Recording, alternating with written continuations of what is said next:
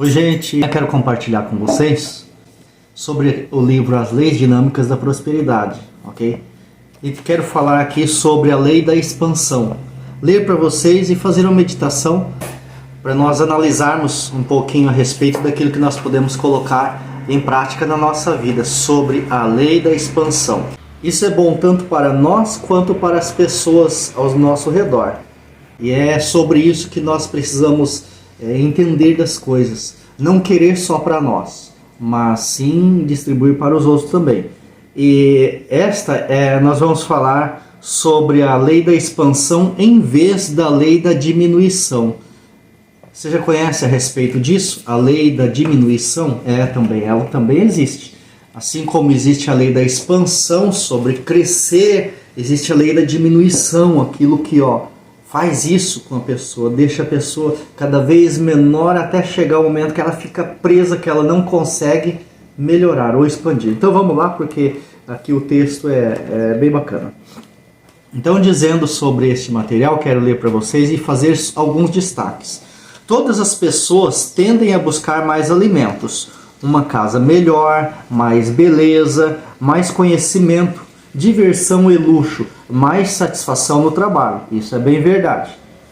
Enfim, esperamos a expansão do bem em todas as áreas de nossas vidas. Isso é o correto a se fazer, pois esse é um desejo divino.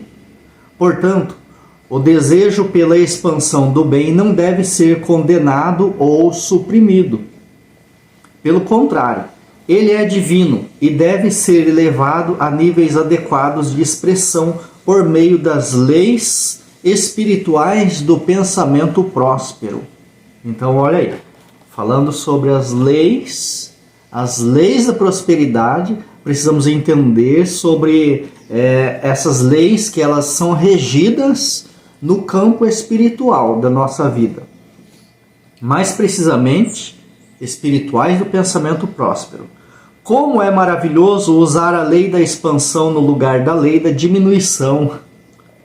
Quando as pessoas criticam, condenam e diminuem os outros, não percebem que estão pedindo que as mesmas coisas lhe aconteçam, como efeito da lei da atração mental. Então é isso aí. E aí vem uma dica, olha só. Nunca desperdice o seu tempo destinando a si mesmo ou aos outros pensamentos de redução, tais como nós precisamos pensar e perceber o que nós estamos falando ou pensando a respeito das pessoas. São coisas que diminuem as pessoas? E isso nós não devemos fazer. Nós precisamos ter cuidado. Por quê? Existe uma palavra que diz assim, como o pão lançado sobre as águas. Está escrito em Eclesiastes capítulo 11, versículo 5. O que você lançou voltará a você muitas vezes multiplicado, criando experiências correspondentes em sua própria vida. Então fique atento a isso. Se você lançar pensamentos de diminuição para a vida das pessoas, que é pensamento crítico, pensamento de desordem, pensamento de cada vez ver a pessoa menor, você não fica feliz em ver uma pessoa progredir ou crescer ou aumentar, isso vai ter resultado para você mesmo. Então fique atento, para você não cair nesse erro, nesse engano. Mas você ter pensamentos bons quando você olhar para as pessoas, você ter essa atitude. Não desperdice o seu tempo destinando a si mesmo ou aos outros pensamentos de redução. Pois bem, durante um período em que acontecia uma greve de siderúrgicos, 2 homens provaram o poder da lei da expansão. Um deles, um quiropraxista, se recusava a falar sobre os tempos difíceis e a ouvir de seus pacientes qualquer conversa sobre o assunto. Seu consultório e o de muitos de seus colegas ficava na área da greve, não muito distante das usinas. Ainda assim, esse profissional preferia falar sobre expansão, prosperidade e sucesso. Vemos aí falando sobre um profissional que trabalhava na área de quiropraxia, próximo a uma usina de siderúrgica. Então, não só ele, mas assim como ele tinha vários colegas que também tinham os seus lugares de atuação profissional ali, no mesmo sentido dele de quiropraxia, eles trabalhavam ali. Mas ele se recusava em ficar falando dos tempos difíceis, de crise e de situação complicada da vida e tal. Ele se recusava, simplesmente ele não falava sobre aquilo. Certa noite, foi a uma reunião mensal da Associação Local dos Quiropraxistas e a maioria dos homens presentes descreveu com detalhes as adversidades que estavam vivendo em seu trabalho por causa da greve.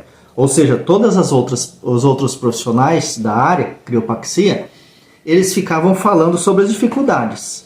Mas finalmente, alguém perguntou a ele sobre os seus negócios. Ele surpreendeu a todos, respondendo: meus negócios nunca estiveram melhores. Eu me recuso a falar sobre tempos difíceis durante a greve dos siderúrgicos ou em qualquer outra época. Eu descobri que o poder do pensamento próspero pode mudar tudo isso.